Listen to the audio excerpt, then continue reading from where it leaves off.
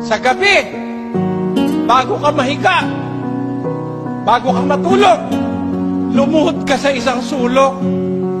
Magpasalamat ka sa Diyos, sa Kanyang kabutihan. Panginoon, salamat po.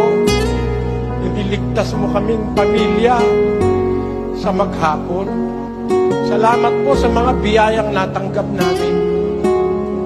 Salamat sa iyong pag-iingat.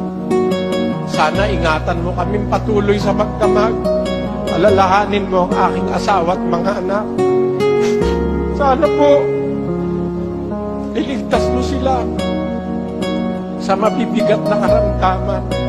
Sana'y makapagpatuloy kami ng aming pagsunod sa kalooban mo hanggang sa katapusan.